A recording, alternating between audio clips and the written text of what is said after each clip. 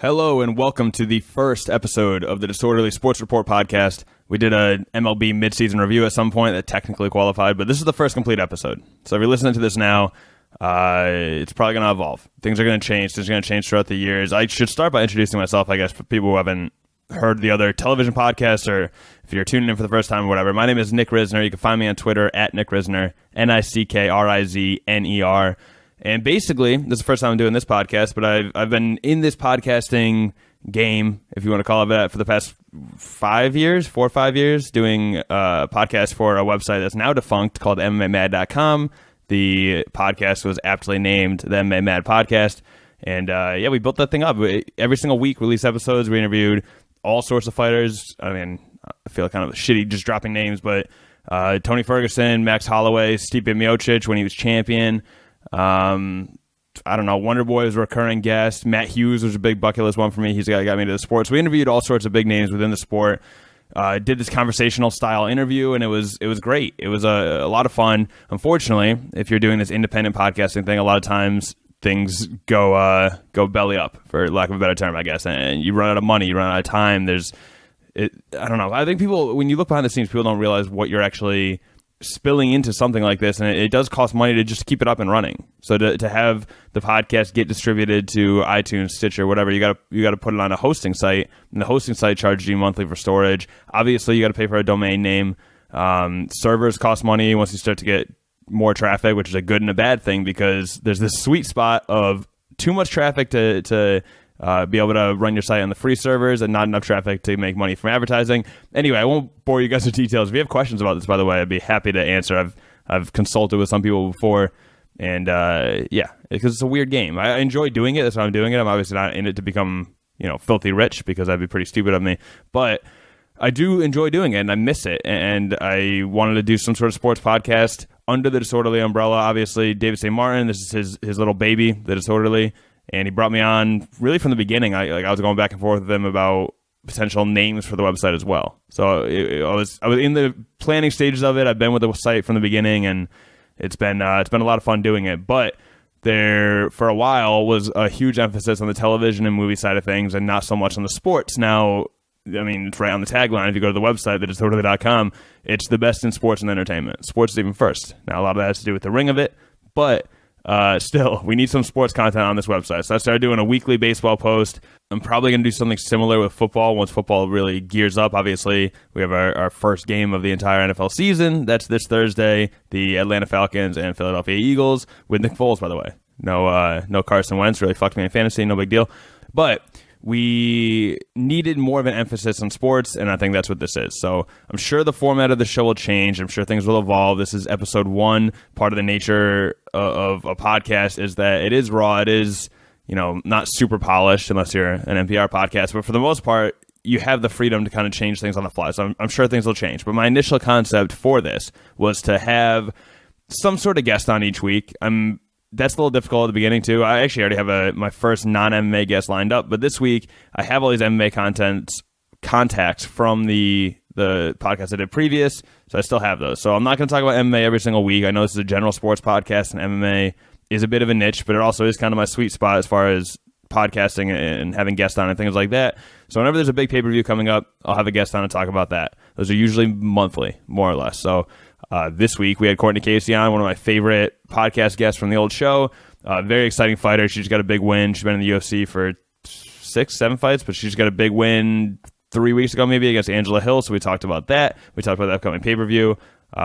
You'll hear, because this is the style I've been doing for a while. It's very casual conversation. It's not like a raw Q&A, because those are boring. They're boring to do. They're boring to listen to. So that'll come up. So we'll do the Cortney Casey interview. In this episode, next episode, I'm hesitant to announce the guest, because you never know what's going to come through or whatever, but we'll be talking a lot of baseball, a lot of Red Sox. So just there's your little teaser. And I'm very happy about this guest. It's the first time he'll be on, so I'm excited about it. But yeah, so I'll do some sort of interview in the middle. This week, like I said, it'll be Cortney Casey, UFC strawweight. After that, I'm just going to do some sort of after show. It'll be educational. It's going to be me like shooting the shit with my friends, but not... that's another pet peeve of mine, actually. With a lot of podcasts, you'll hear people be like, oh, like me and my friends are the funniest conversations. I'm going to throw some mics in our hands and people will love this. No one cares. No one's gonna love it. So we need the angle of having that casual conversation with your friends, and hopefully over the course of this podcast, those names and personalities become a little more familiar to you. But I want that angle, but also with some educational talk too. Like there needs to be some sort of knowledge going on, some value we're adding to your life. So this time it's me, my buddy Kevin, and my buddy Nate, and we're talking about baseball and football, but they're very knowledgeable sports minds. It is a casual conversation, but hopefully, it has some value to you as far as just the expertise we bring to the table. Probably the wrong word, but you get what I'm saying.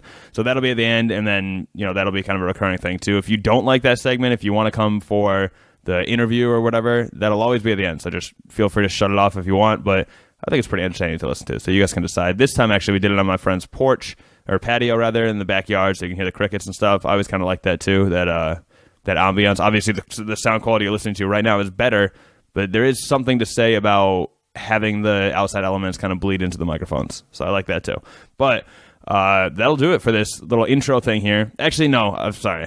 I forgot. I promised if you guys listened to or checked out the NFL preview thing I did for the Disorderly, I skipped the NFC East, mostly because I'm depressed, mostly because I'm a Cowboys fan, and I think they're going to come up, I don't know, just short this year. I think they're not good. So I'll talk about them now. I said I was going to talk about it on the podcast. I will, just very briefly. So I think the Giants are solid this year. I think they're better than people are giving them credit for. Saquon Barkley is going to add element to the running game, obviously. They improved their offensive line, but not completely, by the way. Like, their offensive line was disastrous last year. I feel like Eli couldn't do anything. Not that Eli is some elite talent, but he is a veteran presence, and he's a good decision maker. And you would think that if he had a little time, he'd be able to make something of nothing, even if it was a shitty team. They were notoriously shitty last year, terrible team, but they shored up some of that offensive line. So I do think that Eli will have more time. I think the added element of having a Saquon Barkley, running out of the backfield, I think that'll give Eli a more well-rounded offense to play with. So that kind of stops defenses from just guessing it's going to be a pass play and trying to shut down Odell Beckham and basically shutting down the entire offense. Now it's a multi-dimensional attack. There's still holes, like I said, in the offensive line, but I think he's got a lot more protection. It'll be interesting. I think that the offense has improved quite a bit. I think that the Giants will not win the division because I think the Eagles are still the team to beat. I think they're excellent. I mean, they're literally the same team. But with Carson Wentz back in the mix, granted, not this week, maybe not next week. I don't know. I like the fact that it's a Thursday game because he has the week and a half to rest. So hopefully Carson Wentz, who did not play a preseason game, hopefully he does step in and take over, like I said, mostly for my fantasy team. So the Eagles are still the team to beat, in my opinion. I don't see why they wouldn't be. But I do think the Giants are better than people are giving them credit for. I think they have a chance of sneaking into a wild card spot. I think the Cowboys are a lot worse than people are giving them credit for. You lost Dez Bryant, who granted wasn't a huge factor, and I'll get to why in a second. But you lost Dez Bryant in the offseason. We also lost Jason Witten, who retired. So basically you're left with Zeke, Dak, a whole bunch of kind of random wide receivers. The entire wide receiver core is just random. Like, Allen Hurns is our number one guy now. That's weird. Terrence Williams. We have Tavon Austin, but he's like 5th or 6th on the depth chart. It's a very confusing sort of situation going on there in Dallas, and I don't really know why you would feel confident about this team. And that's what's bothering me, I guess, because I have notoriously been a Dak Prescott hater, maybe unfairly. I mean, he came in as a rookie. He wasn't supposed to start. He's obviously a deep draft pick, so he wasn't, this crazy talent. He came in, he did great his rookie year. But the reason he did great, in my opinion, was the team around him. He was basically an extension of the running game. He would do a lot of checkdowns. He would throw short passes. And not only, it wasn't like a safety blanket confidence thing, because sometimes he'd force the ball downfield, and I feel like a lot of times those passes weren't accurate. It was a risky affair for him to try to stretch the offense and have more of a vertical attack. And whenever that happened, because that was risky, he would, I don't think there's a lot of interceptions. His turnover ratio was good, but he would miss a lot of his targets, and it would just be ineffective for the most part. So now couple that with the fact that he just checks down, and you're not going to have a very effective offense. I actually remember seeing multiple times, I'm sure I'm seeing this through a biased lens, but multiple times last year where it would literally be like 3rd and 10, and he would do a 5-yard check down because that's all he can do successfully, and they would just come up short of the first down. And you're like, why would you throw a little HP slip or something if you know that's not going to get you enough yards? Like, it might, obviously, but maybe target a receiver beyond the first down marker. I feel like that's not rocket science, and I'm sure he's smart enough to know that. I'm sure the offense is smart enough to know that, the coordinator and everything. But at the same time, if he can't do it, there's only so much you can do. You're dealing with limited weapons. So that's how I've always felt about Dak. Granted, this is his, third year, I think. Jesus. Yeah, I think it's just his third.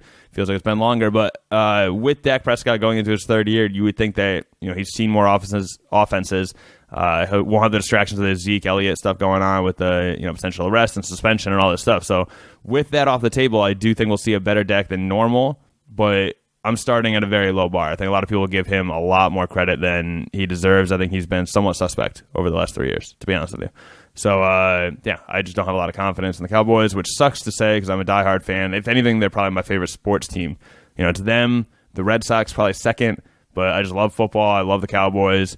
I'm a, masochist, so apparently I like rooting for the team that just comes up short all the time. Now, I understand the Cowboys are a spoiled franchise, spoiled fan base, lots of Super Bowls, but the last time they won, I was like 3 or 4 years old. We talk about that in the after show, so... it's sad. It makes me sad. Every single year I'm disappointed. I'm in New England, so I'm surrounded by all these NFC East teams and fan bases. I'm the only Cowboys fan I know besides my dad, and it's been tough. It's been a tough place to grow up, but it builds character, and I do think when the Cowboys finally win one, it'll be as happy as I've been since the 2004 Red Sox World Series, the curse breaking. So we'll see.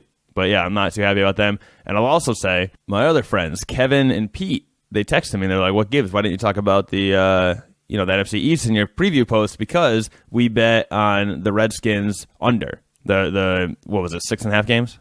Oh no, it was 7. So 7 wins. They bet the under. I will say this: I'm not a gambling man. I don't really gamble, although that was the kind of spin of that article I did. It's just a good benchmark when you have nothing else to go on because the season hasn't started yet. But I will say this. So Kevin, who you'll hear in the after show, he does gamble, and I told him that, and he was shocked by it. He said he's been reading everywhere that the big secret bet, the one that is the way to go in this division this year, not even the division, the NFL this year, is to bet the Washington Redskins over. So if that's the big great bet to make, to bet the under seems a little risky. But I will say that Kevin and Pete seem pretty good at what they do as well. So we'll see. They'll definitely work their way into the podcast as well at some point. I want to say somewhere in October, maybe early November, they're going to be home, so maybe we do one during football or whatever. But you guys will hear them. Kevin, if you are fans of or if you've listened to the MMA Mad podcast, Kevin was a recurring feature, part of the Coast to Coast segment because he's out in LA. So it was an interesting pick, to say the least. They're projected to have the worst win total in the NFC East, tied with the Giants, who, like I said, I think will have over 7. They're also at 7 wins. I think they'll have over. The Redskins, apparently, someone's got to lose, right? Someone's got to lose in that division. So it's either going to be, I hate this. I feel like it's going to be the Cowboys. I feel like the Cowboys are going to get last place in the division, maybe third. I think the Cowboys are better than the Redskins, but I don't know by how much. I don't know. It's going to be interesting. We'll see how that works out. But I believe the logic was that the NFC East is a shitty team or a shitty division, and they're going to get more than 7 wins because they're facing other shitty teams, even though it's the home of the Super Bowl champions. Whatever. What are you going to do? That'll do it for this intro. We're going to throw it to the Cortney Casey interview now. I hope you guys enjoy that. We talk about all sorts of stuff. She's one of my favorite guests. You'll hear it. You'll hear when I'm talking to her. She's just very personable, very talkative. We have been doing these interviews together for, I forget the numbers. I looked it up like 14 different times over the past 4 years or something, and I've kept in touch, and she's great. So I hope, actually, I know you guys will enjoy that interview. Even if you don't like MMA, just give it a listen. She's great. And then afterwards, we're going to be talking about the MLB playoff chase with my buddies Kevin and Nate. We'll be talking about the start of the football season, all sorts of things. We get into a lot of things. I thought about maybe talking about Hard Knocks in the shop, but I'll get to that probably next week. So there's a little cliffhanger for you. And I hope you guys enjoy. So rate, review, subscribe. If you're listening on YouTube, give us a thumbs up. Please subscribe. Share these links around no matter where you're listening. Tell friends about this. That's how this thing spreads. We appreciate that. You can find us at Disorderly Media on Twitter, Disorderly ENT on Facebook. The website is thedisorderly.com, the best in sports and entertainment. And you can find me on Twitter at Nick Risner, NickRizner. And that'll do it. I hope you guys enjoy this first episode, and I hope you make it part of your weekly routine. I think we're going to be shooting for beginning of the week. So Sunday night, Monday morning, that's when these will be out. Hopefully it gives you a chance to listen on your morning commute or throughout the week or whatever. And I love doing this, but I love it more when people listen. So thank you guys so much. Enjoy the show. Peace. Hello? Hey, what's up? What's up? Not too much. Welcome back. Or I guess, all right, so this is the official first episode of this new podcast, but it's weird. I think, so it's a general sports podcast, but MMA is going to be mixed in, so before pay-per-views and stuff, I'm going to do it, but you did make me promise to have you as the first guest, so this is officially. There we go. There you go. So now you have one appearance and Wonder Boy has 0. We'll figure that out, I guess, as time goes, but I feel like I owe it to you to have you on more than him, so. I appreciate that because I was going to ask if you had Wonder Boy on already because I was going to be mad. I made a promise. To you, and I'm not one to lie. So yeah, no, you were. This is not even the first MMA guest. This is the first episode. This is the very first episode of the entire podcast. So pretty. I feel honored. I really do. Great. I'm excited for this. Thanks. That makes me happy. So, like I said, this is not all MMA. It's a general sports podcast. So with these segments, obviously we can focus on MMA. That's why I had you on for this particular episode. But in general, people, like later in the episode, we're talking about baseball, football, whatever. So generally speaking, if there's like a big major news breaking thing from the world of MMA, or if there's a big pay-per-view coming up, that's what we're going to be doing. So I figured I'd have you on to preview UFC 228. But of course, we can talk about you. We can talk about other stuff, just like the old MMA Mad appearances and everything else. So starting with you, I guess. How is the hand? Because I know you said you thought it was broken. Did you get any confirmation on that? What's going on with the hand?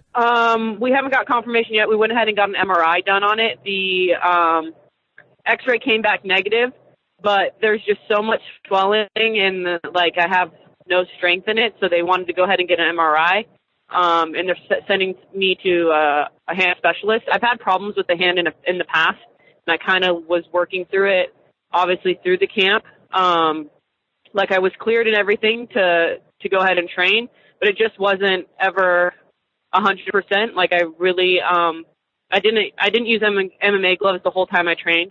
I mean, it was 4 weeks, so it was 4 weeks with no MMA gloves. I did all my sparring, all my wrestling, everything with boxing gloves on just to protect my hand. So the first time I actually threw it was in the fight. Okay, well, that's the last interesting. time, yeah. From the last time I got cleared. Yeah, the second round, I hit her right on the top of the head, and I felt it.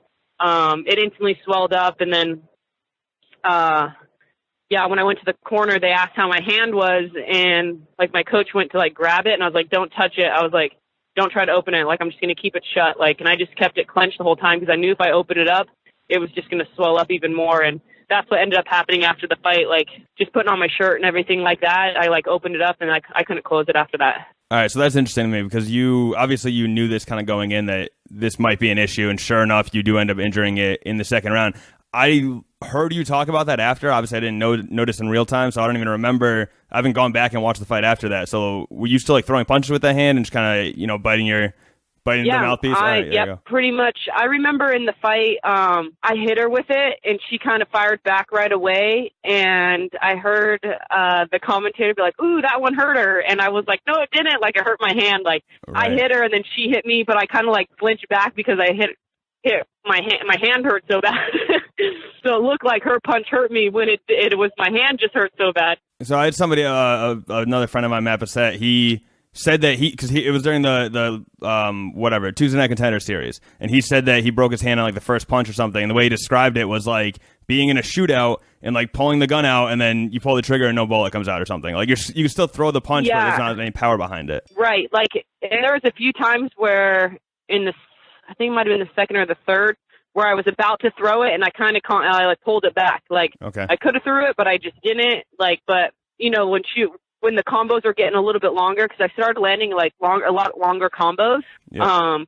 And I just kept throwing. You know what I mean? So it was just one of those things. But if you hit it again perfectly, it was rough. But we just kind of tried not to show it as much as we could in the fight, and just kind of try to stick to the game plan as much as possible. And we ended up squeaking another one out, but we made it this time. Well, yeah, I probably should have started with that. Congratulations on the win, obviously. I feel like it was the most Cortney Casey win fight ever, just because you were a replacement opponent. It was a weird split decision, it always is with you for some reason. I feel like everything was so typical Cortney Casey fight. I'm glad you obviously got your hand raised in this one, but it's weird, right? Because you got the 30-27, and then another judge gave it to Angelina. Yeah, it was rough. When I heard the 30-27, I was like, okay, I got it. And then I was like, oh, now these are really, you know what I mean? I was like, oh man, here we go again. So I once I heard the 30-20, I thought it was going to be a draw. I was honestly like, man, is this going to be a draw? But I ended up squeezing no. So I was kind of happy. Oh, well, obviously, I would assume. And it wasn't, like we said before, I think we talked about, heading into this fight, we talked about how this is like technically short notice. Like you were a replacement opponent, Yeah. But for you, I feel like it was almost like one of your longer camps. I feel like your short notice fights are usually on like a week or two notice. So this is like what, a month, 5 weeks? Yeah, it definitely, this was like, it was a normal time for me, right, but definitely still a short notice. Mainly it was literally, like I said, I had just gotten cleared with my hand like the week before, because I was in a brace for Jakar's fight, for Fight Week, International Fight Week. That next week I got cleared to go back to training, and then I got, I kind of got that call like the week after. So, okay. It was kind of just one of those things like we're like, it's short notice, but you're dealing with your hand still. We haven't really thrown it. Like, what do you think? And we decided it was a good matchup. There was plenty of time, so we just went ahead and just made the adjustments we need to make, and we got the job done. Well, it's great. Obviously, it worked out great. I heard you float Mackenzie Dern's name out there. I also saw, all the little taglines about, it's not like you like have any problem with her. You just thought it'd be a good matchup. She's looking for a fight. What about that fight intrigues you? That was literally what it was. Like, I'd like to fight. Like I started off with, I'd like to fight someone in the top 10. I know Ticia just came off of a loss.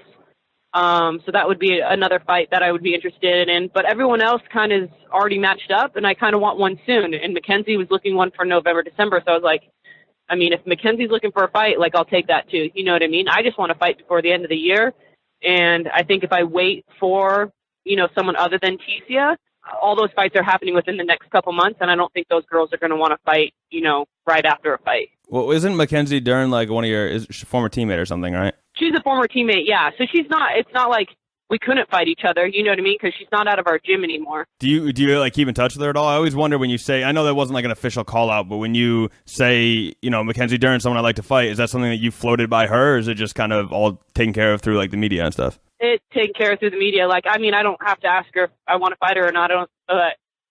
She knew us being in the same division that we might fight each other. Like, it's always, I'm upfront with anyone. Like, if I move to 25, like, me and Murph were like, yeah, we'll fight each other. You know what I mean? Like, we're never going to say no. Like, that's our job. Like, our job's to fight, whether we're teammates or we're ex-teammates or we were on the show together or whatever it is. You know what I mean? Our job's to fight. And if they tell me I got to fight Mackenzie or Mackenzie seems good for me, then yeah, I'm going to ask for Mackenzie. You know what I mean? Like, it's kind of weird how people always like, what, like Chukenhagen or whatever her name is, she was like, aren't they former teammates? Like, that's interesting. And it's like, not a call out. I don't have beef with Mackenzie. I'm not like bashing her or anything like that. It's just, she's looking for a fight in the time frame that I want to fight. And if they need someone, I'll take it. Well, I feel like part of the reason that's the storyline is because you are almost like rare in that. Like, I think there's obviously, you have your school of people that feel that way and it's like, oh, it's professional, whatever. But a lot of people, whether it's them just kind of being choosy in general, I feel like a lot of people, like even like Anderson Silva was like famous for it. He didn't want to fight people from his camp and whatever. I feel like it was like a lot of like, that was like a thing for a while, and obviously it's just personal preference. Oh, yeah, for sure. And then how they build, the TJ and all those, like the beef between the gyms and things like that. Like, I have no problem with anyone. Like, I'll fight anyone. It doesn't matter. You know what I mean? We beat each other up for free in the gym all the time, so why don't we get paid for it? Do you think people think that they have like if you train with Mackenzie, she like knows your secret weakness or something? Like, what do you think the logic is behind that for some people? I think that's what people think. You know what I mean? Like, people think like, oh, like I know what catches you in the gym. I know I can catch you in this. I know I hit you with this, but we're training. You know what I mean? Like, a fight's a different thing. You know? So, and at the same time, it's not like we would be training together or anything like that. So like, within 3 weeks, you can change your whole game. You know what I mean? For the most part, you're still going to have your tendencies, but you can change. You can start just throwing kicks. You can work just certain combos. So, like, even when people ask, like, oh, how'd you prepare for this fight? And it's like, I don't really prepare for the fighter. I prepare, like, myself to be better, so I'm different than what they think I'm going to be. Well, yeah, exactly. I feel like almost from like a chess perspective, you can almost use that to your advantage. Like, if you constantly get caught by triangles or whatever against this one person and you think that they're going to exploit that in the fight, like, you can just figure out ways to avoid that one thing. So if they focus on that for their game plan, yeah, you can just be like, well, if you're going to go for triangles, it's not going to work because that's all I've trained or whatever. Or I figured out ways to like not be in that position. Exactly. Or a way to counter it that I haven't countered before. You know what I mean? Right. Or flow into something else. That's all martial arts is a giant chess game, and it's whoever, plays their pieces best and can implement all their pieces at the right time during the fight. I can beat you 9 times out of 10 in the gym, but we go fight 9 times out of 10 in the cage, and you might win instead. It just depends. Yeah, no, 100% makes sense. And even just like your past fights, you can always just consult that and figure out tendencies. So like, I don't know, I agree it's overrated. I get people get weird about that or whatever, but I think the better attitude to have is the one that you have, where it's like, listen, this is our sport. Like, we're professionals. We're going to fight if it makes sense. It shouldn't matter. Yeah. All right, so let's get to this card, UFC 228. First of all, in general, I was going to ask how you feel about the strength of the card, because I feel like if you're a big MMA fan, there's awesome fights, top to bottom, everything. But then as far as like, and there's 2 title fights and everything. But then if you look at the main card, if you're like a mainstream Fairweather fan, you probably don't recognize a lot of these names. It's just an interesting card where it's more of like a card for the actual MMA fans versus, the ESPN crowd or whatever. Yeah, no, I agree with you 100% on that. I think they kind of focus on making sure that all the fights were good. You know what I mean? And there's a lot of people that, kind of float under the radar but put on great fights. And I think they did a great job of putting enough names on there and then enough guys that are going to put on good fights. I think they have a nice little blend. And obviously with the girls flyweight title being on there, a lot of them don't know. I don't even know her name. What's her name? Yeah, Nico Montana. I was going to say Valentina's definitely the bigger name of the two, even though she's not. She's the challenger. Yeah. So, and I'm super excited for that fight. I'm super excited to see how Nico looks, against someone like Shevchenko and see how that goes. But yeah, I think they did a good job building that card for sure. Now, I'll be honest, like I don't know much about her, and I used to obviously focus more on, and even towards the end of the podcast too, it was like, I don't know, maybe I'd miss a card. I wasn't watching every single card. I'm still a fan of the sport, obviously, but I don't think I've ever actually watched a Nico fight, so I don't know anything about her, really. Obviously, I know about Valentina. I don't know anything about Nico, so I'm interested to see, basically why she has the belt and how she's going to fare against Valentina, who I feel like has a ton of momentum behind her right now. Yeah, and I kind of see it kind of how the Joanna Carla fight went. Okay. That's kind of how I see the fight going.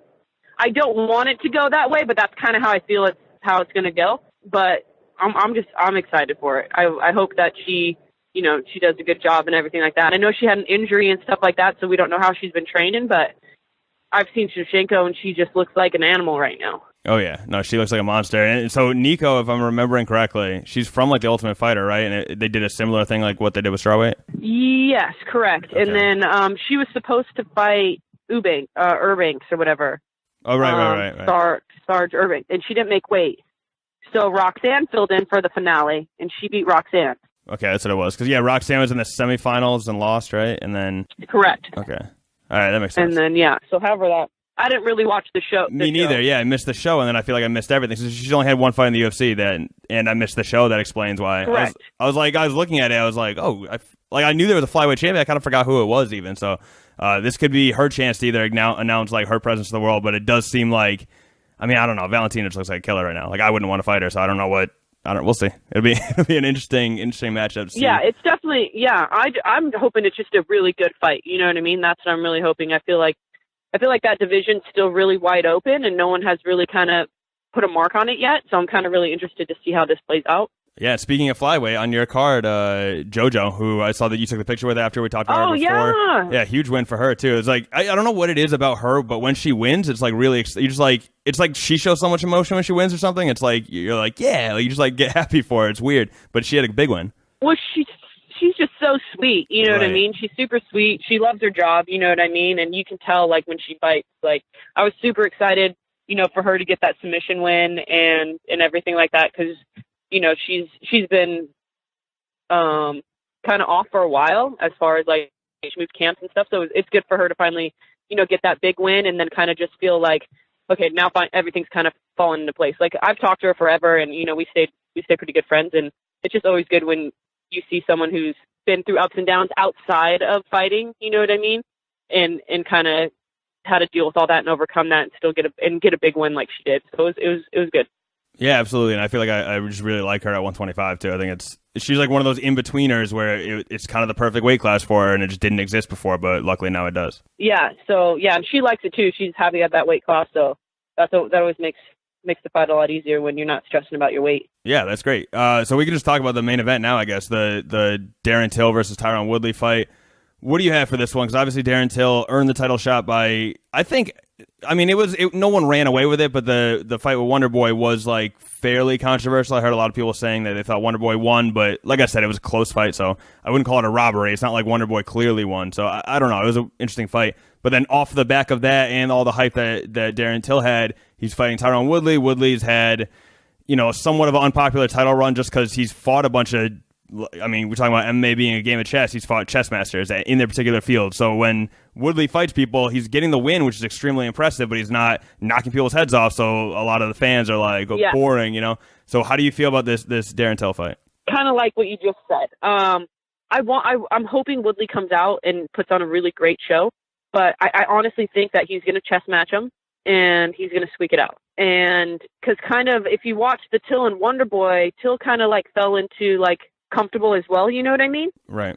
So I don't feel like that fight was as exciting. It should have been him and Wonder Boy, and I feel like that's what he does. He's a very chess player as well, so I can see this kind of being a boring fight, as though I don't want it to be. And I think if it is a good, like a flashy, like someone gets knocked out, it's going to be, Till doing that. But I think Woodley's going to squeeze out a decision. All right, so let me ask you this. So I know when you fight, part of your emphasis, like you want to put on a show, you want to entertain the fans. I've heard you say that, throughout your career and whatever. Oh, I'm trying to finish the fight every time. Do you feel like there's almost less of an incentive to do that once you're in a championship fight because the belt almost trumps? Like, I feel like when you're putting on a show as a contender, it's like, oh, I'm trying to make a name for myself and like get to a title shot. But once you're the champion and once you're fighting for the title, is there almost an incentive to be like, who cares if it's boring? I just want to win that belt. I think that goes. I mean, me and my teammates, we talk about this a lot. Me and Jakar talk about it a few times, especially going over my past fights and stuff like that. In his past fights, you almost get, as you get better as a mixed martial artist, you start to play the game. You know what I mean? The more experience you get, you kind of take that fight out of you sometimes, because you're trying to be almost perfect. Do everything that you've learned and practiced and you've been working on, and you want to make it happen in the fight. You know what I mean? Like when like how GSP was, where he just got so good, he started using his jab. He started doing it, and like next thing you know, that's all he was doing was beating people with jabs. Right. You know what I mean? When you watch his early fights, he was knocking people out. They were crazy, and then he gets safe, and everyone's like, oh, you create these safe fighters, and like Greg Jackson's, like when everyone goes over to Greg Jackson's. But it's not that they're creating safe fighters. It's just most of the guys are going to them at an older stage in their career, and they're just perfecting everything. They're winning, and they're just good, so I feel that's what happens. And I try to always like, okay, go back and just be yourself, like be grindy. You know what I mean? Try to finish the fight in the first round. And I feel like that's what kind of keeps me going in that aggressive state. But, some fighters fall into like, well, no, I walked out good. I got the win, and I'm not beat up, and I can go back to work, and I don't know. Hopefully I don't get that way, but I can see it happening. You know what I mean? Like even in my fights now, I'm a little bit more patient and things like that. And I look back, and that's what kind of gets frustrating. But yeah, no, it's interesting because I feel like people, like I completely understand the logic behind it. Like if you're already at the highest level and you get setbacks so much by a loss for the most part, unless like you're a huge name, it's such a setback that it's like if you're already up there and you don't want to lose that position, there's so much incentive to maybe hear some boos and just like get a decision win. Yeah, it really is frustrating. Like I don't like when I look back at my fights, like I'm like, man, I could have pushed here. But at the same time, you're like, now, because I get taken down. Like before I was getting taken down, I was like, well, it was because I was trying to finish the fight and I was rushing so forward that I was getting taken down super easy. You know what I mean? And then I'm complacent to kind of play off my back because I'm like, well, if you want to take it to the ground, I'm going to try to beat you here. You know what I mean? So I was like always trying to finish the fight everywhere it went instead of like, okay, well, maybe if I go forward and then move back a little bit so I'm not running into the takedown. You know what I mean? Like you just start evolving as a mixed martial artist. And I think as you get two people that are evolved, it can become a boring fight because it's very chess instead of a fight. I mean, you see it all the time, and like people get like upset about it, but it's also I don't know. I understand both sides of it, but then when you are that sort of master of your craft and you're able to find that balance between like being smart, not being stupid, being smart, but also like being aggressive when the opportunity presents itself and being an exciting fighter, I feel like those are the people that kind of get immortalized in the sport, and those are like the people that everyone loves to watch their entire, like a Cerrone or someone like that. So I understand. Yeah, exactly. Yeah, that's almost what you should strive for. I get that. Yeah. but if sometimes you look at Cerrone's, like, he's had a lot of losses in a row too because he brings that style. You know what I mean? And it's like, but he's a company man. Like, he can lose 5 fights in a row, and they're still going to bring him back. You know what I mean? So, like, you also have to realize what your role is in the company as well. Like, so. Yeah, 100%. A lot plays into it, man. Well, of course, yeah. And I think fight game. there is also like some comparisons I think you can make between you and Cerrone with like the willingness to fight anyone short notice. I'll fly to Korea, whatever. Like I feel like there are a lot of comparisons to that where it's that is a valuable role in the company as well. So like, I mean, it doesn't hurt to have the UFC look at you and be like, oh, I can rely on you whenever I need you. Yeah, and at the end of the day, I just want to fight. Like, I don't care who you give me. I just want to fight. I want to put on a good show. I want to be a better fighter. And I think the only way you can do that is by fighting and fighting the best. So I don't complain. Yeah. All right. So let's talk about the 2 fights in your division that are on this card. There's Carolina versus Jessica Andrade, and then Carla Esparza versus Tatiana Suarez. Admittedly, I don't really know much about Tatiana outside. You know, she's undefeated. She's 6-0. I think this is her 4th fight in the UFC, I think. So she's obviously off to a great start, but I don't know much about her other than that. She's big for the division. She's like one of the bigger ones as height wise. Like I think it's me and her are pretty. I think we're the 2 biggest. She came off the show, and I think she was on the show, yeah. And she's a wrestler, but she's good jiu-jitsu wise. Her striking's gotten a lot better. She kind of just beats you up. She grinds you on the ground. Like, she'll get a takedown. She just grinds you out and waits, just like smothers you until you give her something. She's good. She's trouble for the division, I think, just because of her size and how she moves on the ground and everything like that. I think this is a good fight because Carla's a wrestler, so we can kind of see how her wrestling matches up, but she dwarfs Carla. I think it's a bad matchup for Carla. I think Tatiana walks away with it. Second round. I was going to say, because I saw the wrestling pedigree, it's like, I just, quickly did some research, and I think she either went to Worlds or the Olympics or something. She has, like, medals. So I saw that she has that wrestling background, and if she's also bigger, it just seems like kind of a nightmare matchup for Carla, because I feel like when she wins, she does have that same style of, like, taking you down and grinding you out. So if she's the smaller person in that sort of stylistic battle, like, I just don't see how that would really work out for her. Yeah, and her jiu-jitsu's good. Like, her jiu-jitsu's good. She's very patient, you know what I mean? She's very patient on top, and she kind of just, like I said, just kind of grinds you out, just wears you down, and then she takes something. And she can explode, too, which is good. Like, she does have, like, moments where she explodes. But, yeah, I don't think it's a good matchup. If Carla can stop the takedown, maybe striking-wise, because Carla's boxing has gotten a little bit better, but I still don't see it happening. Yeah, no, I think I agree with you. But you never know. You never know. True, of course. That's why the fights happen, like, otherwise we wouldn't even have them. We'd be like, oh, this person wins. So, yeah, I agree with you, though. I think it's going to be a tough matchup. But obviously, if Carla can get her hand raised at the end of it, it says a lot about her and her shutting down this, quote-unquote, bad stylistic matchup. So I get that as well. What about Carolina versus Jessica? How do you feel about that one? I think Andrade takes it. I think she's going to beat her up standing. I think she's going to pick her up over her head and slam her down. You know what I mean? Like, but if Carolina can stay on the outside, use her hands, use her striking, maybe she can squeak it out. I don't see it happening either, though. Yeah, for sure. Because Andrade can take a lot of damage. You know what I mean? Like, Andrade went 5 rounds with Joanna and, like, could have gone another 5 rounds. You know what I mean? Taking the damage she took. Like, she's a tough girl. Yeah, Andrade is a weird one. I feel like I look at her and, like, she almost looks like just the classic body type where she would be explosive but burn out, but then she just doesn't. Like, she's explosive and stays explosive for 5 rounds, which is terrifying. Yeah, she just keeps coming at you. Yeah, I think she wins it. I do. Possibly might submit her, like Kimura or something, like more of a, she's good. She's got a brown belt, like more of like a top position kind of. Yeah, like a muscle out submission versus like catching her or something. Yeah, because Carolina's a little bit more on the smaller side, I feel like. But yeah, Carolina's striking's good though. You know what I mean? Like, her striking is good. And she beat Rose, right? She beat Rose. Yep. Yeah, it was like a close decision back and forth, but yeah, she beat Rose. That's how she got the title fight against Joanna. Yeah. So yeah, I mean, we'll see how that pans out. But I got Andrade. All right, and then from a storyline perspective or matchups or whatever, obviously Carolina and Jessica are right at the top. Any other strawweights you have in mind or whatever, but who do you want to see fight Rose for the title next? I think that Andrade fight would be interesting. I think she beats Carolina on the second go around. I think Andrade definitely deserves a shot. Like, her winning this fight, I definitely think she deserves a shot for sure. That would be interesting too, because I feel like I don't remember Rose. I'm sure I'm wrong. I got to look through, but I can't like recall her fighting like someone as strong as Jessica. I feel like a lot of the people she's fighting are like the Joanna or the Carolina or Michelle Waterston or whoever. Just like I feel like just kind of like fast technical strikers, but not like powerhouses. Correct. Yeah, no one that's gonna bully her. You know what I mean? That's gonna right.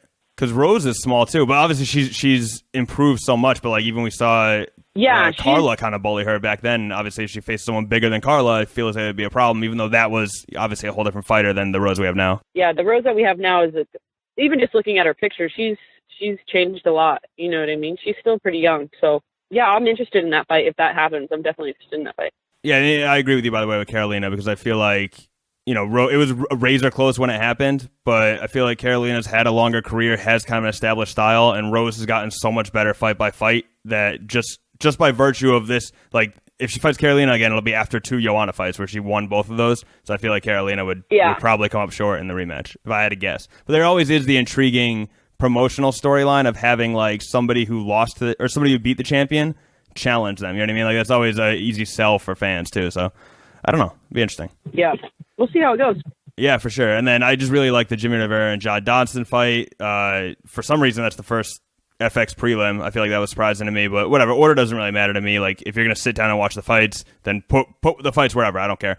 But I feel like that's a really good fight. Is there anything else on this card that sort of jumps out at you that you are particularly looking forward to? The Beat fight? Is that the thing? The Beat? Oh, yeah, the Russian.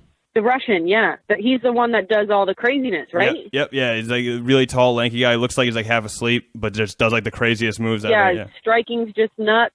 Yeah, I think between him and like the Style Bender, those are like the two most up and coming like exciting prospects in the UFC right now. Yeah, and then the Aljamain Sterling fight. I think that's a good fight. Oh yeah, he was being talked about for a title shot for a while, and then I feel like I don't know what happened. He's still like a big name, kind of, but I feel like we don't hear as much about him. But he's still an extremely exciting fighter. He's got the personality and everything else. So yeah, and then you got good old Diego Sanchez on the card. I mean, Jim Miller. There's some like classics on this card too. Yeah. The whole card's pretty good. I'm excited for it. It's gonna be a good night. All right. Well, I appreciate you coming on. Like I said, I think. So for the most part, we're going to do it before like UFC pay-per-views because I feel like that's a good happy medium because I don't want to lean too much on MMA if it's a general podcast because obviously it's kind of a niche. But I think we're doing that or if like some big news happens or whatever. But obviously the Mount Rushmore and then like, some other people that I'm more friendly with from the podcast, the old podcast, I'll just keep having you guys on and kind of cycle you through. So I appreciate you coming on. First guest, like I said, that's pretty monumental. Like I feel like that's right up there with any of your UFC wins or whatever. I feel like, first guest. It's up there. I feel like I should add it to like my profile and my resume. That's what I'm saying. Throw it in your Twitter bio. That'd be nice. Like an inaugural guest on the Disorderly podcast. There you go. Well, I appreciate you having me on. It's always a pleasure talking to you. So looking forward to this one. Yeah, best of luck. And I hope you get some fight November, December. Me too. Yeah, maybe when's the Madison Square Garden card? November, I believe. Yeah, November, cool. And then I think there's another one in Vegas in December or something like that. So yeah, hopefully we'll figure it out. Get a good one. All right, sounds good. Well, thank you. Best of luck with the hand. Obviously, I hope everything's all right, and I'll talk to you soon. Sounds good. All right. Bum, bum, bum, bum, bum, bum. All right, what's up, guys? Welcome to the after show. So you've been on my old podcast before, but you haven't. This will be in like the middle of an episode, by the way, too. So don't. Oh, really? Interesting. Yeah. Nice. Sophomore debut.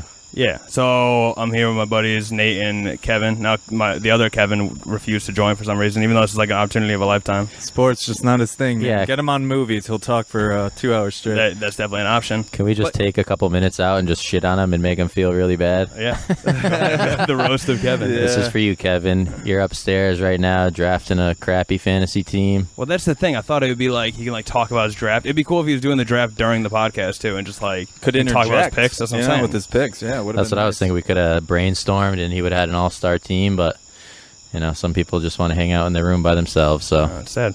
All right, so we can just get into something. So people already heard I had like a fighter on to talk about the upcoming UFC event or whatever. So basically, we can talk about what this is.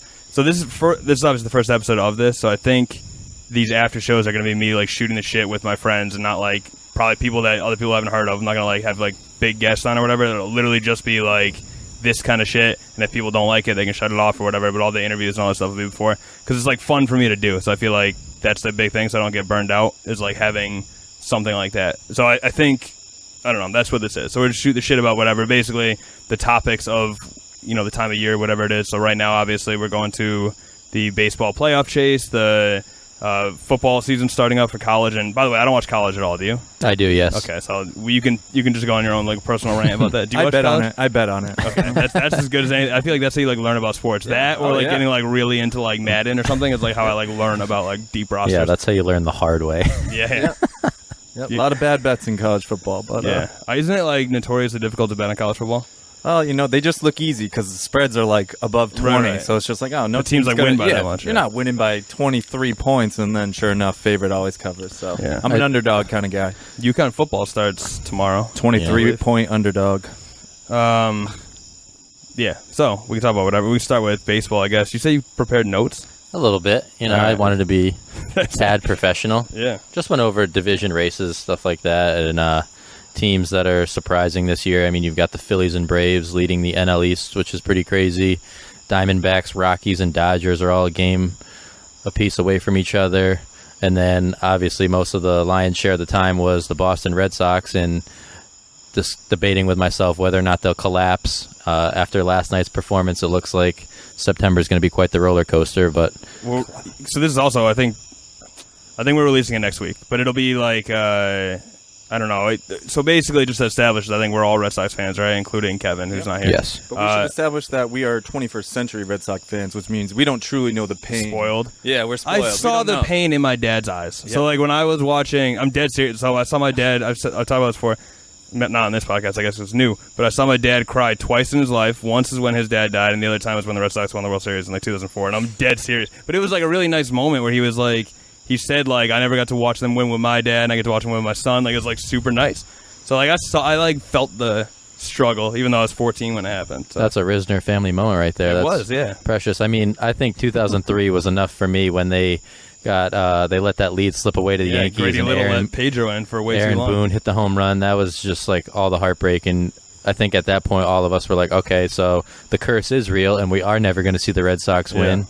And then the rest is history, obviously. Well, to be fair, too, especially where we live, we were getting like chirped by Yankees fans our whole life. So like it wasn't a long time. Like granted, it happened when we were like kids still, but also like I heard 1918 like a million times, just like at like summer camp and shit. And it was like I don't know. I got it a little bit. But you're right. Sure, I pretended to be sick the morning after the Aaron Boone home run. Really? Yeah. I mean, my parents knew I was lying. They made me go to school, but I did not want to face those kids. Yeah. Pretty sure I was in like 7th grade. That's about as brutal as it was for the Red Sox-Yankees rivalry. Yeah, and to be fair, I feel like that's almost when your fandom is like at its highest. Like when you're older, it's like, all right, well, I got work tomorrow, so I can't be too upset about this. But when you're like a kid, it's like you like live for that shit. So I feel like, I don't know. I feel like I almost appreciate it more. The curse got broken when I was in like my prime of my like fandom or whatever. So. I don't know. I still get a sick stomach whenever one of my teams lose. It's just that churning feeling. I don't think it ever goes away.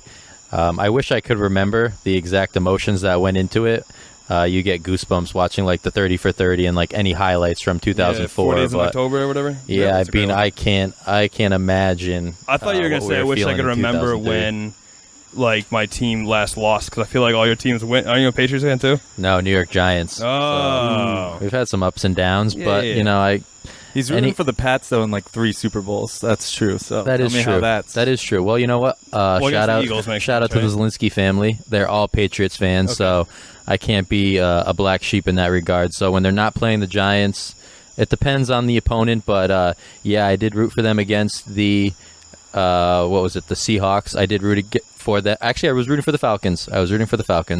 Rooted for them against the Seahawks, and then I rooted for them against the Eagles, obviously, because division rivals and the Eagles can. That was like the nightmare game for the Giants, right? Because it was so I'm a Cowboys fan, but I don't have a problem with the Patriots at all. It's not like conflict really. Like the Cowboys were good, and then the Patriots were good, but never at the same time. But you guys have like the rivalry. When were the Cowboys good in your lifetime?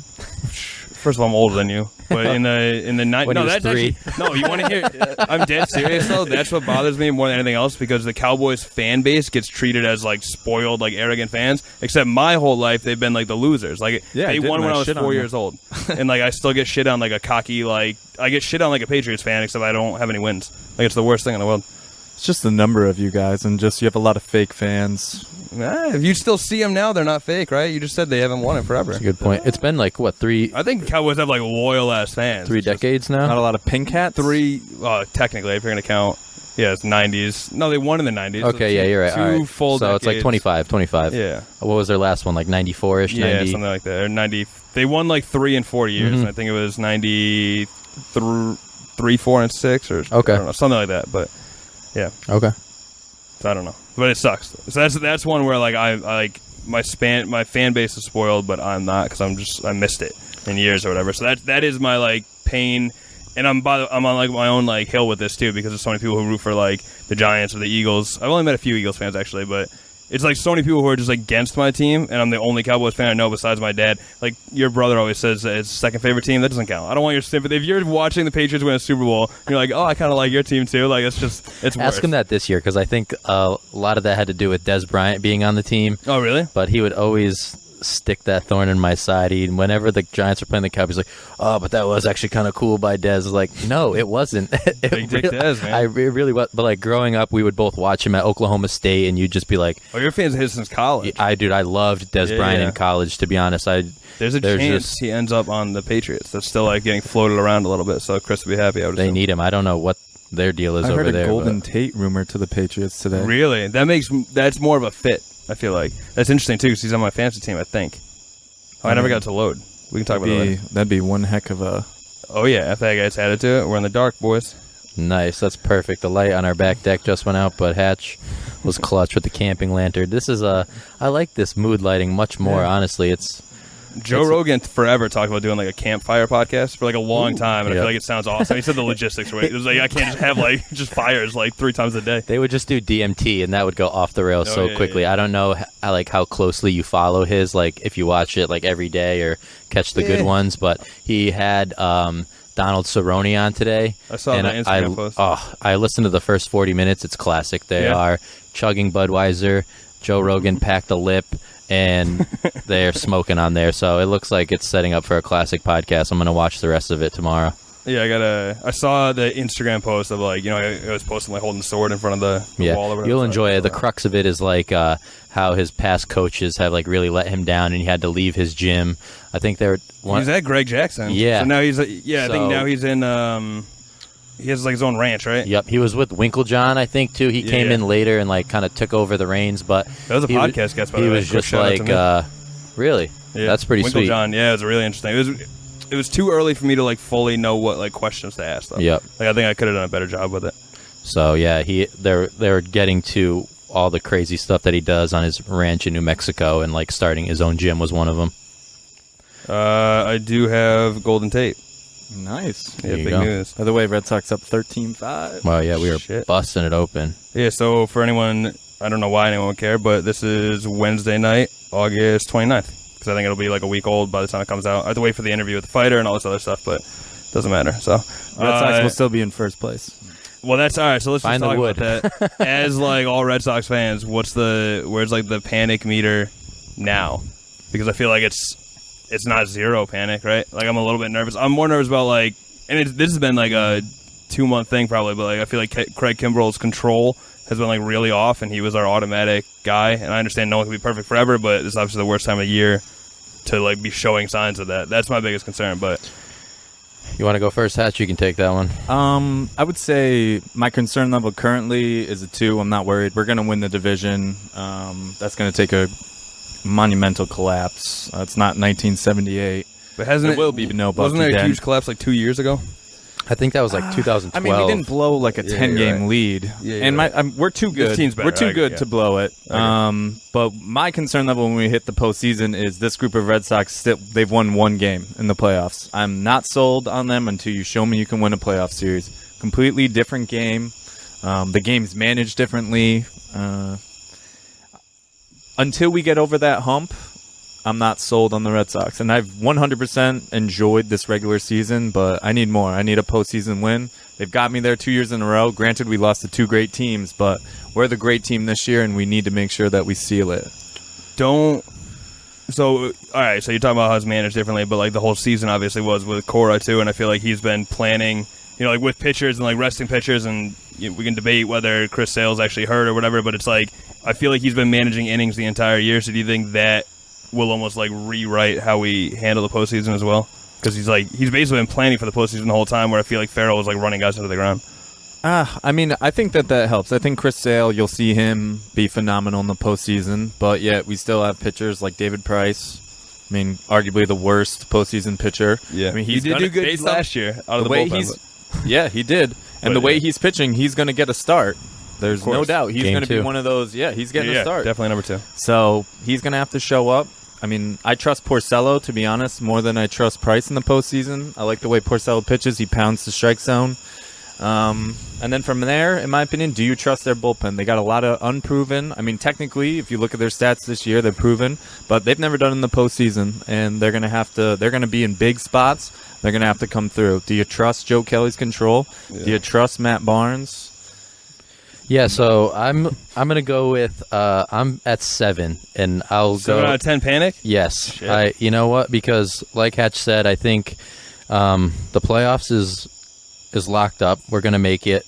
And the New York Yankees, they're close, but we control our own destiny, which I like. And the last series of the season is at Fenway.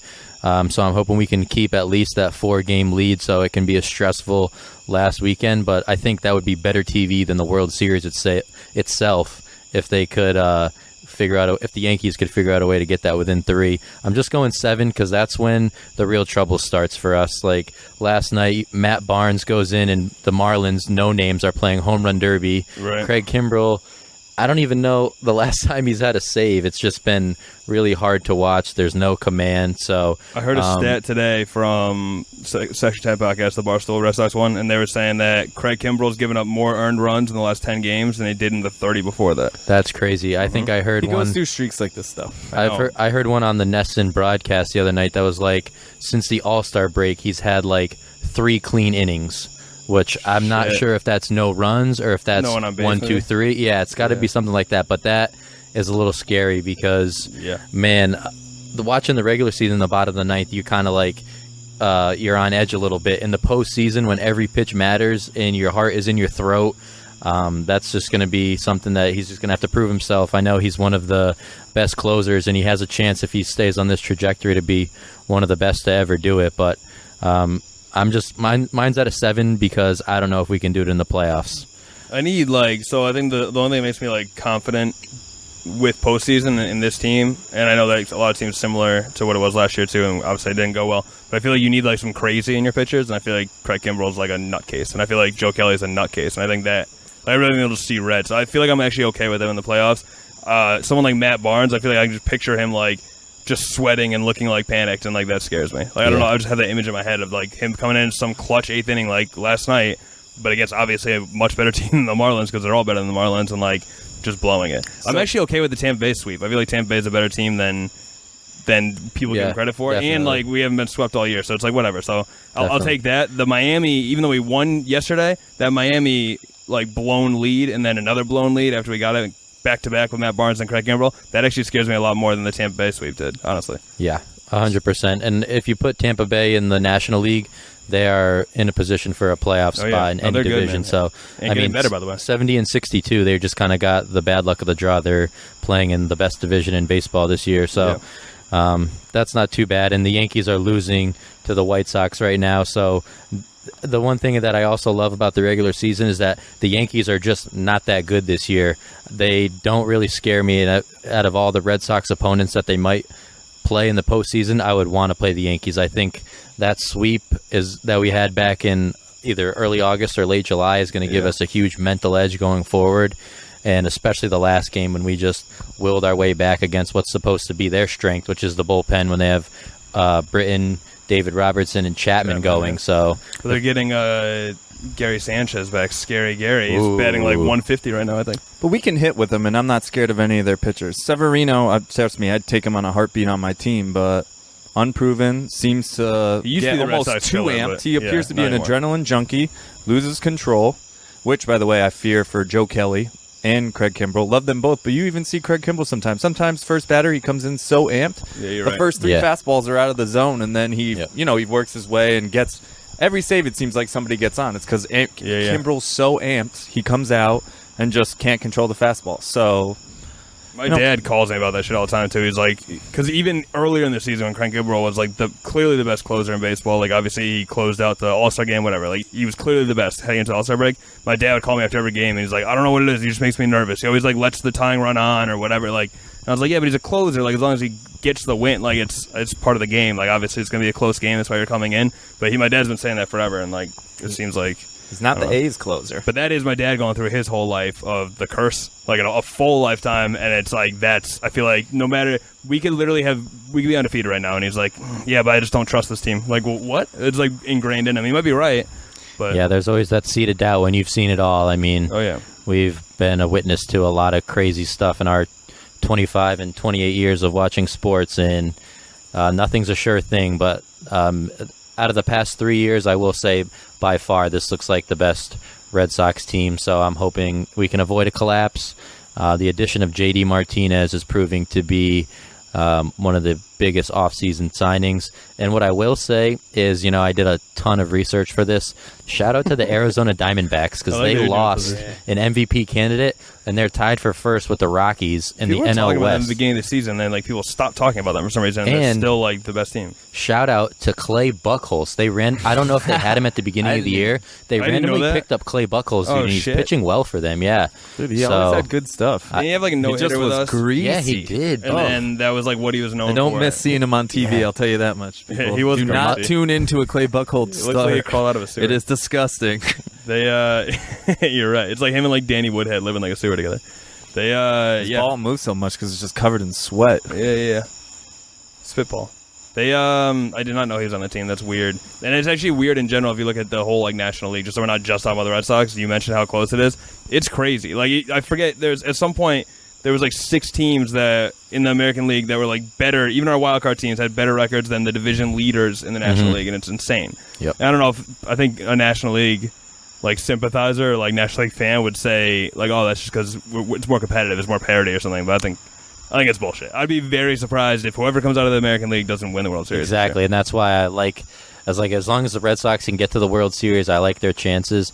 And we were just talking about Cardinals. Betting. I'd be scared of the Cardinals. That's my dark horse. They're charging a little bit. The Cardinals. They got some work to do for the wild card. They might be in the lead, though. You're right. I think they're only a game back. No, the way I'm looking at it, they are in the lead by a game over the Brewers and 2 over the Rockies. But then the Dodgers are right there and the Phillies are right there. I see the Rockies. I don't want the Dodgers. I think the Brewers are just going to fall off from here.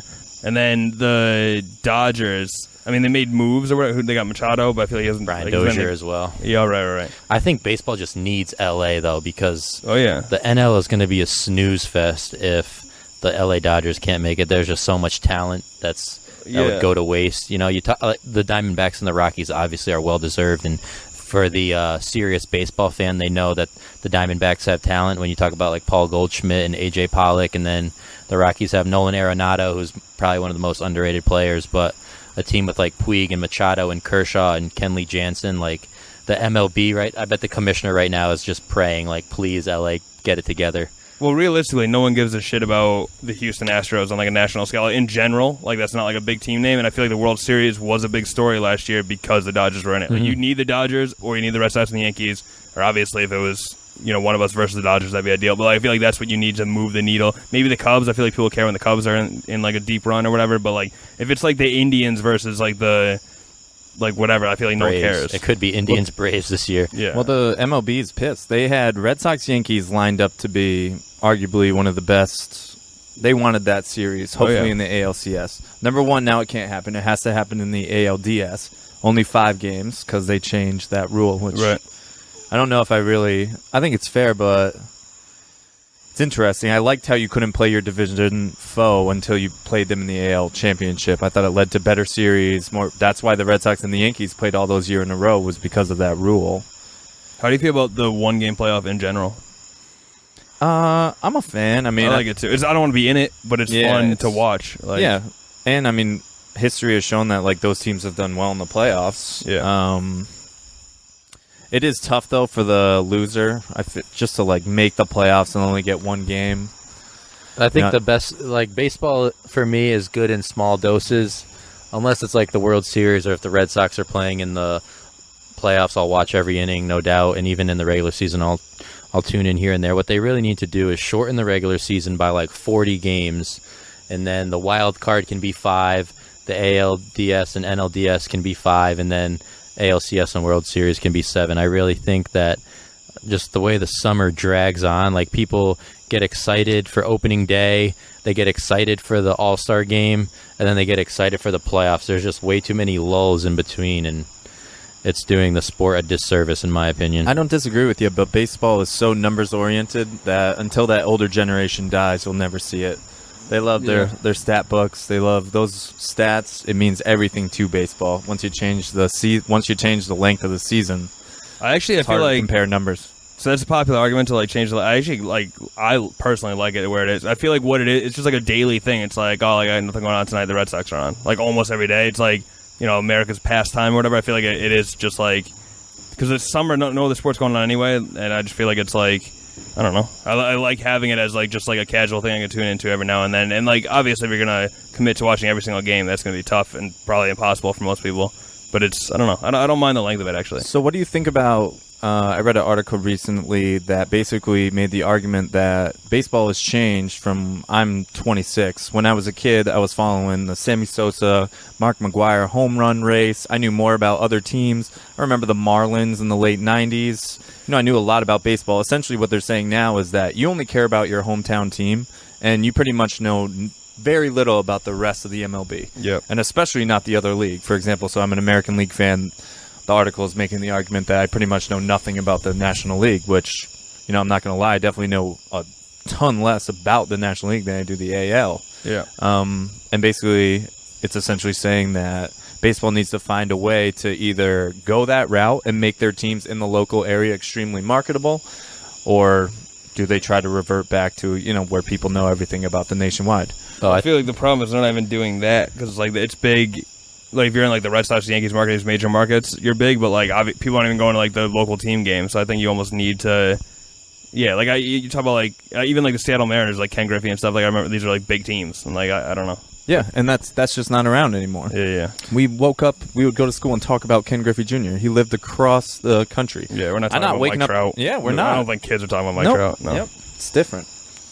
I thought you were going to say bring steroids back into baseball, and I was going to be on board with that. On board? Yeah. I don't know. That's a tough argument. It was a lot more fun. Give everybody an asterisk and bring them back. Yeah. But the thing is, too, it's like even with the Cleveland Indians, we have a friend now, shout out to Steve Monahan, who lives out in Cleveland, and the difference between both of them are leading their division, but the difference between the fan bases is just insane because the Red Sox ticket prices are probably the cheapest ticket is probably $50 more, $70 more in Boston than it is in Cleveland. But the Red Sox sell out just because it's a city with a lot of passion and a following. And then you go to Cleveland and the tickets are like $20 and half the stadium's full, and you could go down the list. I'm sure that's the same way in Detroit, in Chicago, down in Miami. They probably get nobody there. I mean, we go up to Toronto. Good luck, Derek. The Red Sox go up to Toronto, and it's like a Red Sox home game. So yeah. It's just tough. There's like 4 or 5 loyal fan bases that will stick it out with their team no matter what, and then the rest is just kind of, if their team's good, maybe we'll go check it out. It's kind of sucks because like every other sport, like every game is so intense and like means so much, and then baseball just gets lost in the shuffle because of the grind. But the numbers argument is a good one. I always forget about that. I get ahead of myself, and it's like, yeah, well, the record books are going to be extremely skewed. Yeah, I mean, they've changed the lengths of seasons in like different sports, and like I don't know. I think you just make the adjustment, but you could argue that the greatest, one of the most memorable things would be the Barry Bonds chasing the all-time home run record. Right. If you shorten the season, it's not possible. It'd be people if you bring steroids back. Yeah, that's true. metal bats. Yep, metal bats. Yeah. Screw player safety. No, you're right. Yeah, I don't know. Because you're right. I think even more than other sports, like the records are really like what. Yeah, like, records get broken in like the NFL, and I feel like it's not a big deal. Like people are like they'll like tune in to like watch like this might be the game, they break it. They're not looking. I mean, maybe like all time live look-ins at Sammy and Mark McGwire's every at bat. Yeah. It was awesome. I remember like where I was when Mark McGwire broke the record. Like it was like weird, man. Sammy Sosa's not looking too hot. It sucks that he he's got that asterisk next to his name, but I used to have the coolest poster. It was like the cover of Time magazine and like folded into 4 pieces, and it was like every ball, the date, and the distance of like all his like 72 home runs. The outline of the poster was every baseball, and then the image was him like mid swing, like launching one. It was mad cool. And then it was up on my wall. I was like, wow, I want to be Mark McGwire. He's a boss. And then it's like steroids. It's like, do I even? Isn't that kind of you can be Mark McGwire? You just have to do a bunch of steroids. That's true. That's true. Do you guys think the shift should be banned? No. No way. That's going to be discussed this offseason. I think that's so dumb.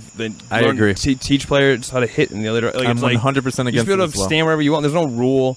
Like, you can have like all your players in the infield. Like, I don't see you should be able to stand wherever you want on the field. That's the other thing. How are they going to enforce it? What are they going to do? Like draw lines on the field? Yes, like that's what I'm worried about. Yeah, like can't go over here. Like that's not baseball. And I certainly hope they do not go down that path. Imagine if they had like a circle, almost like a pitcher's mound in center field. Like you have to start. You can't leave this circle until the batter makes contact or some bullshit. But that's like what they're talking about. It's crazy. It's so stupid. And that's a great point because the infield shift, you hate it when your player gets out, but it's just smart baseball. And then even the outfielders have, I know like Mookie Betts and Jackie Bradley, they have like cards in their back pocket, and they're like, okay, if this guy's up, I got to go 10 steps to the left and 5 steps back. It's like, are they going to ban that too? Like, it's just smart. It's just like literally good strategy. It's so to outlaw that makes sense. And they're looking for more offense, right? Isn't that part of it? Yep. Runs are down. You can't manufacture. I also heard like lowering the pitcher's mound or something because they think they're getting too much velocity and the angles and everything. Like lowering it would make it harder on the pitchers. I don't know. You just gotta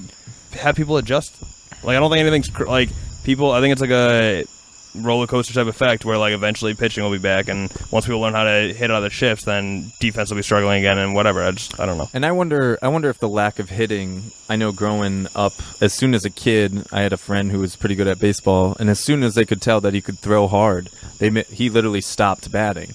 He went dedicated fully everything to pitching, and I wonder if some of our best athletes who could be great hitters are just being converted to solely pitchers. Because I saw it in my case. I know of others. I mean, you look at kids who are two-way athletes in the MLB draft. They draft them. They're an outfielder and a pitcher. The team almost always makes them just become a pitcher that first year in A-ball, rookie ball, and they're a pitcher. You're losing some of like the greatest hitters are just being made into just pitchers. Yeah, you're right. And then I also heard, I don't know where I heard this, but people were talking about like back in like the Ted Williams days, there was not to go back to the shift, but it was just popped in my head. The Ted Williams, like people would put on shifts when he was hitting too. So I feel like that was also like, it's not like as new as people think it is. Now it's like much more pronounced and they do it for like pretty much every batter, but I don't know. I don't know. I'm not worried about it. I think you just got to let things play out. I don't think you can change rules because you want more offense. I know we see that a lot. Like you see it in football changes all the time. But yeah, on the MLB's to-do list, banning the shift should be like so far down, and it's not like you can't hit through it, and it's not like you can't hit the other way. We're talking about professional hitters here. They make millions of dollars. If the whole left side of the infield's open, you'd think you'd be able to just hit a bloop single. Or I think David Ortiz has even bunted. I always wonder, like, why don't more guys bunt? Like, just send something to third base, and you might even be able to get a double, right? Depending on the way that the infield is set up. And like, when that argument comes up, it's like Andrew Benintendi, the crazy walk-off that they had against the Yankees. That was against the shift. So, and that was a weak ground ball. There's like ways through it. I just don't think that's going to be good, and it'll make baseball even more unwatchable because I'll just scoff at the TV the day I see like white like base path rings like around shortstop and second. Be like the old man. It's like no. Back in my day, you can stand wherever you wanted. That's just a crime. I hope it doesn't come to that. All right. Well, moving on from baseball, I get into football. Woo. So you're a Giants fan. What are you, a Patriots fan? Steelers. I didn't know that. Yep. Shit, we're well represented. Boston, here. Everything but football. Did it hurt your feelings when Nate said he didn't want Ben Roethlisberger as his? That was the one problem he had with his auto-drafted team. I mean, he sucks on the road. I mean, that's just 100%. He is horrible on the road. Ben got drafted in a fantasy league I was at this past Sunday. First thing I said was, good luck when he's on the road. He sucks. He sucks on the road. Great at home. Sucks on the road. He's a good backup. He's a serviceable guy, but if you're going down your fantasy draft, even if you're in like a 10 or 12 person league, I think with fantasy upside in terms of like the way the NFL is shifting, you can get a running quarterback. I think there's like 12 guys you'd rather have above Ben Roethlisberger. I'd love to know like where his fantasy football rank is. I think he runs a good no huddle. I feel like he was like 4 or 5, by the way, in like the quarterback rankings. He was like really high up there. Yep. Interesting. Yeah. He holds on to the ball too long, though. His career is gonna end with a bad injury. Like, That's he's a my great prediction. quarterback. I'm surprised it hasn't. But in terms of fantasy, I just don't know if I want him. Yeah. No, that's fine. I have Antonio Brown this year, though. So yeah, hopefully Roethlisberger stays healthy and throws. Hey, I have the AB coolest wide receiver in the NFL. That's why, yeah. You like were talking about him, and I was like, I didn't know you were a Steelers fan. Now it's all making sense. You just kept talking about Antonio Brown. You're like, oh, he's Mr. Like you just kept like talking about how much you love him, which I get. I think you're not wrong either. Like he's like the top ranked wide receiver, I think. I mean, you can argue he's not the greatest wide receiver going into this season, but there's no doubt that he has been for the past 5 years. Don't even say it. It's up there. OBJ, DeAndre Hopkins, AB are the conversation. Is the conversation gonna have? Yeah. I mean, Odell Beckham's mad. DeAndre You watched that LeBron thing? DeAndre has a claim. You watched that? Did you watch the shop? I did watch the shop. That's what we're doing right now. So it's called The Porch. Wow. Did we just come up with a podcast idea? We're in the middle of it. 30 minutes into it. They so Odell Beckham's mad that he's famous. So that's fun. That was a unique ESPN article. Did you read that? No. Well, I watched the HBO show. Oh, probably what it was based on. Oh, the ESPN had a really interesting article about OBJ. So OBJ is on my fantasy team, and the first 3 paragraphs were pretty negative. About what? Him showing up to camp, a little kid's camp, a little hungover. He wasn't hungover. Well, that's the rumor. The article said, rumor had it, he had been out last night. Drunk, though. He had to take a golf cart over to the kids, okay? He couldn't even walk over there. He was hungover. How do you feel? All right, this is actually a real question. As a Giants fan, are you happy with the contract or no? Because he just got tons of money. Do you think it's worth the investment? All right. Side note, I was spot on. Ben Roethlisberger ranked 13. 13th at quarterback? Yeah. Oh, shit. But I'm so happy with the Odell deal because he's a personality that's big enough for New York City, 1. 2, I have a jersey of Odell Beckham's. 3, if he was doing this on any other team in the league, Giants fans for a decade or 2 would just be like, what could have been, like they invested. Their offseason was almost centered around Odell. They got him an offensive head coach. They restored their faith in Eli. They got an offensive lineman. They drafted a very good running back in Saquon Barkley. So all signs are pointing up. And if they were going to do all that and then not pay Odell Beckham, it wouldn't add up to me. And the numbers don't lie. Sure, he's had a couple injuries here and there, but if you look at his stats for like his first 3 or 4 years, he's top 3 in all of them. He's on pace to break so many records. So how do you feel about the rumors that he's just a little crybaby little bitch? You know what? I hate it so much. It's like my least favorite. Wide receivers have been divas before we were born. They're going to be divas after we go. And if you go down the list of some of the best, I think they all had that quality in them, except maybe Jerry Rice, who is just unbelievable. I don't know how he. I don't know if you could put Larry Fitzgerald in like the great category, but I feel like he's also. He is. You're right. You're right. There's no question in my mind. Larry Fitz. Antonio Brown. I feel like he's like a pretty. Yeah, he is diva-ish. He has his moments. He has a couple moments here and there. He's really not too bad, but he'll have a meltdown once a season on the sideline. He had that controversy where he recorded Tomlin in the locker room. I mean, that's like that's like not as bad. I mean, it still shows. I mean, he's FaceTiming his face. Like, dude, come on, man. Like, just stop taking selfie videos. Like, of you smiling. Like, he's got some white ass teeth though. Not gonna lie. Yeah, I mean, so here we go. This is the turning point in his career because. Some of the mistakes he's made, I would make them too if I was 25 and the world was my oyster, like it is for him. But now he has the payday, and it's time to go to work. From here on out, the Giants had to have said, like, this is us giving you the keys to the New York Giants. Don't crash the car. And I think his work ethic is there. Nobody puts in more work than him. And one of the things that I loved about the article was it was so well written. And no homo, there was one part when the guy was talking about him taking off his shirt, and the dude is just like a Greek sculpture. He's chiseled to the bone. So like, it's all there. It's just he has to know that it's tunnel vision time. The sideline antics are no more. but we still want that personality that goes out there every down and wants to punch the cornerback in the mouth, not so he gets a flag, but just so he knows, like, hey, you can't push me around, and I can catch the ball no matter how good a defense you play. So I would have gave him the money. I think the Giants. I just hate him so much, like irrationally hate him. Number one, you don't let a talent like that walk, especially just as Nate said about the Giants invested. They clearly want to win. Number two, I don't think the Giants' defense is as bad as it was last year. I think the Giants actually have a really good defense. In my opinion, I like their corners. I like their safeties. They got to get more sacks. I don't think they got a lot of sacks last year, just off the top of my head. For those listening, I live in New England, so I pretty much have to watch the Patriots and the Giants every week. So you end up seeing a lot of them. You kind of learn a lot about those teams.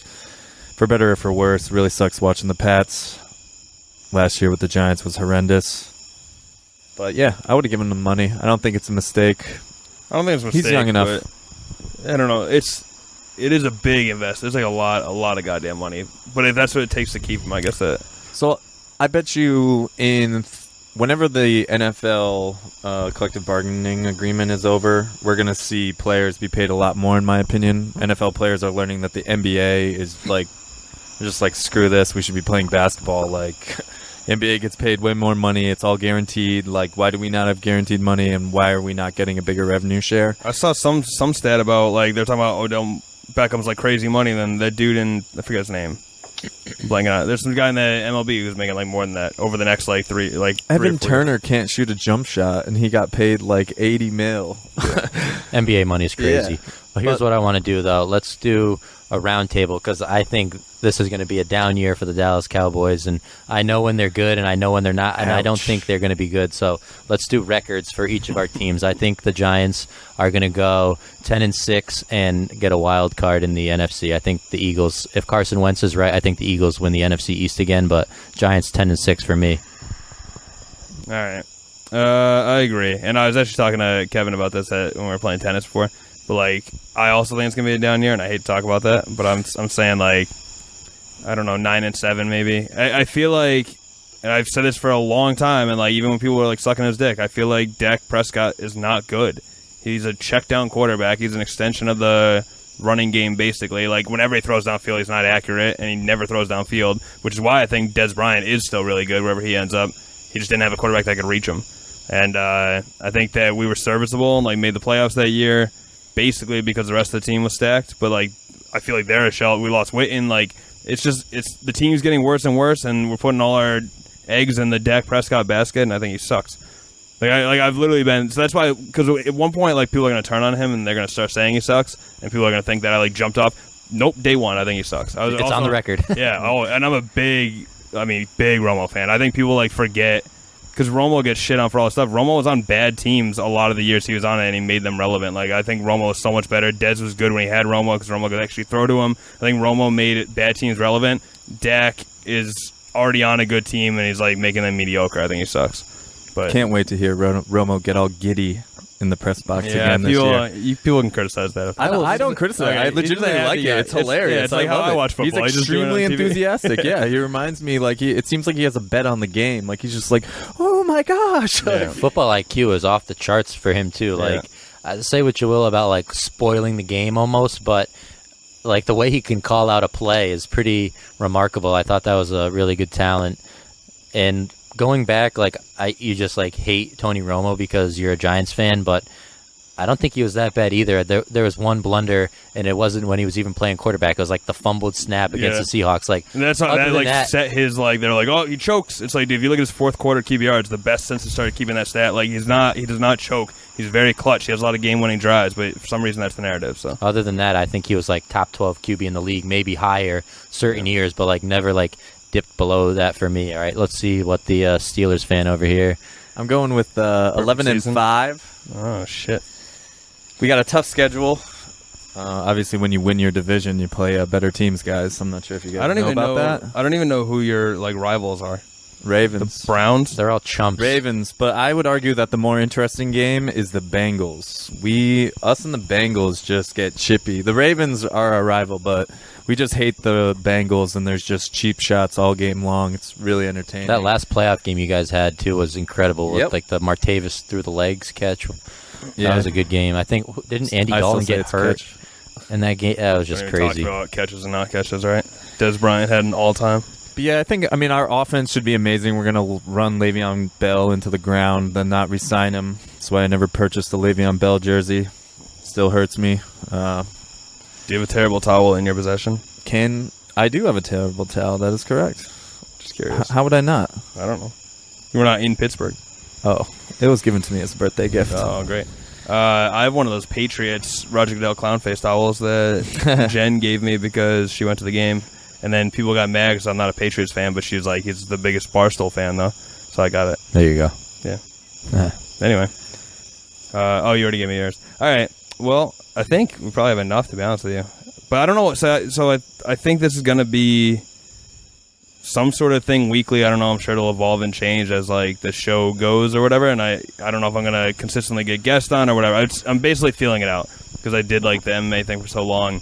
This is a new endeavor, and it's about more sports. So there's more topics, and I don't know. So we'll see. But I also have no context, and like I can't like interview a NFL player right now. Like I'm sure I could, but I have to like develop those contexts too. You know what I mean? Yeah. Like I had to like climb up MMA, and I'm starting from scratch and everything else. So I don't know. We'll see. You always got a spot on the porch if you want to come back. If you got nothing, not a bad spot. You know what I actually like? Well, I won't know.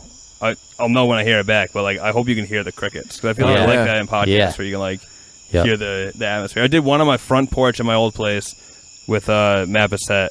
And like it was cool. Like literally, someone came out with their dog, and we were talking to them, and it's just like all like in the podcast. And, that's sweet. Don't gotta worry about our neighbor coming out. Yeah, I wish. Shout out to Grandma. Grandma, yeah, she helped. She was cleaning up us clean up throw up. Yeah, it was awesome. What? From like a party? The party you couldn't make because you were coming back from Norway. His coming home party. We threw him a coming home party and didn't show. Coming home party. I literally, by the way, turned the shower on and like I was like, oh, I'm just gonna lay down for a second, and then woke up like 4 hours later with the shower still running. Swear to God, that's awesome. I got hit by a truck with the jet lag, but yeah, we have the sweetest grandmother. I think she's Taiwanese, so I've never heard her speak a word of English until we've been here it's almost 2 years now, and she comes down and like KB and I are cleaning up, and there's like dried up throw up, and the only word she's ever said in English to me was yuck. And she like gets the hose and cleans it down. Like every time I see her, I'm always in a hurry, like down in the basement to get laundry or like whipping the door open to like go upstairs to our place. And I always like almost run into her, and she just looks at me and laughs like ha. And I go hi, and then like so that was just a nice moment. With Is she your landlord? Like she own the house or no? Yes, that's been confirmed. So they rent out the upstairs. We didn't know for about a year and a half where our real landlord was, but I'm pretty sure I've decoded that it is the grandma. Yeah. All right. Well, maybe she'll come on a podcast. I have a fourth mic. I'm just like a fourth mic, just wasting away. You know, I invest my money in this equipment. KB, what's up, we're talking man? to You're you, upstairs. Very rude. Yeah. But I mean, like I said, I guess there's like a lot of like knowledge and stats in this, but it is like we're just shooting the shit. Like he can come. Monica's gonna be on some, so you don't need to be an expert. Yeah, but I don't know. Subtle jab. Casual. Huh? Was that a subtle jab over there? That's her shtick. She's outside the bubble. Her shtick is not knowing anything. Nice. I'm sure if we did like a nursing podcast, she'd be good at it. But what's the Belichick line? Do your job. Do your job. Do your job. Monica's doing hers. That's her job. She provides access to people who don't want to listen to just a bunch of dudes talk stats. So, all right. I think that'll do it. I feel like it's good timing, actually, too. I'll figure it out. This will change, as I said, but thank you guys for listening. Rate, review, subscribe. We're on YouTube, just audio only. I thought about doing camera, too. It's just interesting, because, like, this I won't edit, because we just had a conversation, but I like the option of editing, and you can't do that with a camera, unless there's, like, a hard cut in the middle of the video, which is sketchy. Yeah. So it's just, like, it takes the safety net away, which worries me. Look at this kid. Got it all planned out. Yeah, we could try both. Is that an option or not? Yeah, and then just not release it. Like if we set up something like right here, I'd love to know like how this lighting came across. Like this is like a cool vibe. Maybe like get like one or two more of these, but yeah, I do like the back porch feel. I have like a nice like webcam that I could set up on top of like a tripod too that I've done for like certain videos, but it's like I don't know. Video I've always kind of shied away from it. But anyway, you guys can still hear the audio on YouTube at least. We're on iTunes, Stitcher, the Laughful app, which is, I think, the best app ever. I've been trying to preach that for a long time. They put us on there, and it's just a cool app. But yeah, that'll do it. So go to disorderly.com for all of the best in sports and entertainment. Disorderly Media on Twitter, Disorderly ENT on Facebook. You can find me on Twitter at Nick Risner, NickRizner. I assume you guys don't even have Twitters. It's been a long time since I've used mine. You guys can tune in. I will plug this on podcast. Facebook, though, for sure. I mean, after what I've been seeing going down with the MLB players, I might want to check mine first before I give it out on something digging up like some this. old tweets. Yeah. Well, you did used to be very, very racist. Yep. Yeah, that'll do it. So thank you guys for listening, and enjoy the rest of your week. We'll be back with some version of this in the future as well. So, all right, thanks, guys.